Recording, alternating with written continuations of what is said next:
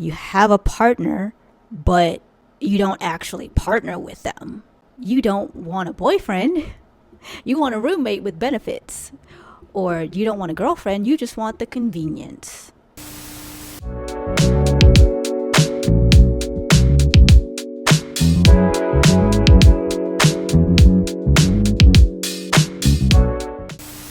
Lately, I've been seeing a lot of people, especially women, say that independence doesn't feel empowering anymore.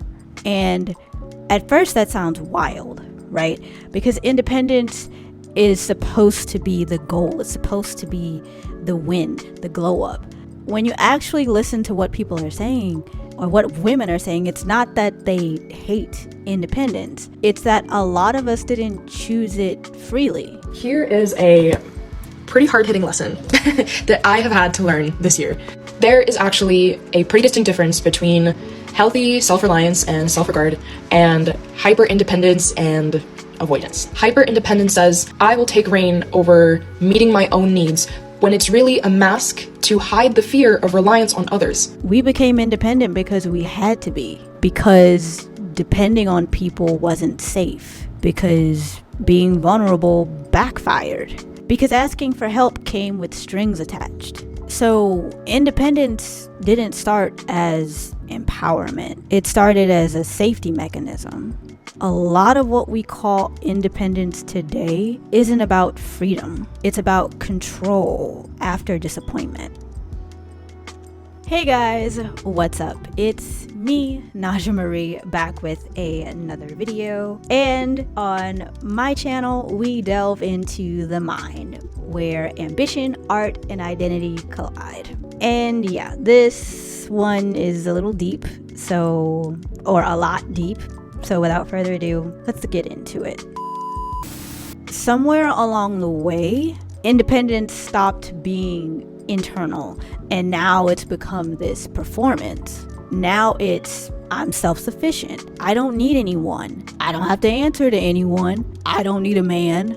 And that's all well and good. Listen, being capable, amazing. Paying your bills on time, awesome. Having autonomy, having that freedom, that's a non-negotiable when you're independent. And then from there, it began to morph into this brand of, I'm a bad Madam CEO, boss lady. Oh, I'm out here getting the bag. All that stuff. And then suddenly, independence isn't just about function. It's about identity. If you don't need anyone, no one can disappoint you. If you don't rely on anyone, no one can fail you. If you don't ask, no one can say no. But that's not power. That's armor. What's underneath that armor is actually fear. Fear of being indebted to someone, the fear of being exploited, the fear of being seen as a burden, the fear of being seen as incapable, like you can't make your own decisions for yourself. And especially the fear of being seen as weak.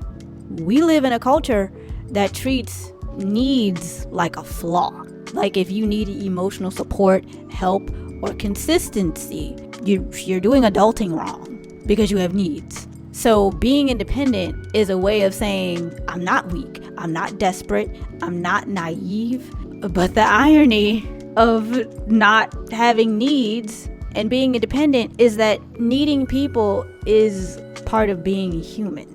A new study just showed the number of young girls who aspire to be wives has dropped 22% in the last 30 years. For the first time ever, young girls are prioritizing career, financial independence, and personal fulfillment over marriage. Well done, ladies. Well done. Women now see marriage as a possibility instead of an inevitability, something to be pursued only in a healthy and stable relationship. Let's keep it going, ladies. I want to see another decline in the next 30 years. And this is the part that no one talks about, the cost. You can be so independent that you still feel single while you're in a relationship. You have a partner, but you don't actually partner with them. You don't want a boyfriend. You want a roommate with benefits. Or you don't want a girlfriend, you just want the convenience. Someone who's there, but doesn't require anything from you. No real vulnerability, no emotional risk, no interdependence. And then we wonder why why we think that connection nowadays is so shallow and one-sided.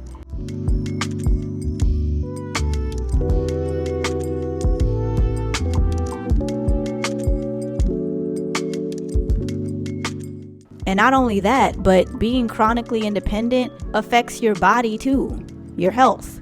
You're under constant stress, anxiety, always having to be on. You're always carrying everything alone. And your nervous system never rests. You don't get a chance to breathe. And your communication suffers because you're doing everything solo. Teamwork feels foreign. Support feels just weird and uncomfortable. And then life starts taking a backseat to being productive. It's your career over everything. It's achievements over experiences. It's survival over joy. And socially, you start interacting less and less. You wind up not having a sounding board. You isolate. And at the same time, you don't feel deeply understood because you're not letting people all the way in because you don't want to be seen as a burden. So then loneliness creeps in, and instead of addressing it, we just say, I'll just get a pet. And that's fine. Pets are great, but they're not a substitute for real human connection. Here's where I stand on this, like my thoughts. To me, independence is subjective. It means different things to different people. So for some, being independent means being self-sufficient. Again, back to the point of, I don't need anybody. I can handle these things on my own. I can be an adult, which is healthy and that's necessary. That's a part of our developmental milestones by the time we reach adulthood, is being able to be self-sufficient. In relationships, being independent as someone who's chronically independent, it becomes this thing where you're putting yourself first at the expense of your relationship.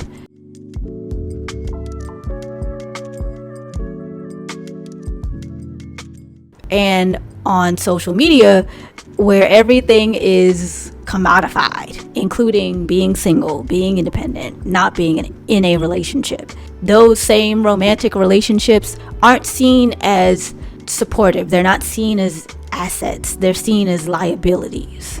On social media, if you're single, you get more validation. You get that boost of having you have a higher self-esteem, and you're getting that social approval because you're not tied down to anybody. Like, you are the epitome of, I'm that person. On social media, that literally reads as, I don't need those things to be happy.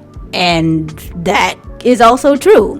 Being single is a beneficial thing. You have more time for yourself. You can focus on your professional and your personal goals. You can ultimately build the relationships that you have with your friends and your family.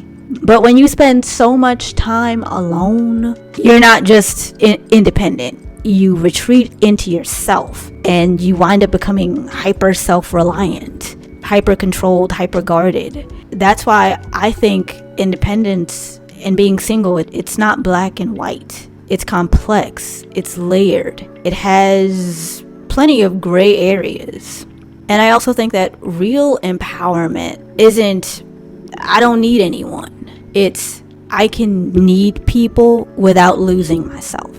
So yeah, independence isn't the villain here. But when it's driven by fear instead of by choice, it stops being empowering and it starts being isolating. And I think it's amazing that a lot of people are being honest enough to call it what it really is, or clock it. I think it's great that people are finally saying those things out loud. Thank you so much for watching this video. And if you've been liking my content so far, don't forget to hit that like button, comment, subscribe below, and hit your post notifications to notify you when I post every other Sunday. Although lately that has not happened because life and self-sabotage. Thank you so much, and I will catch you in the next one. Toodles!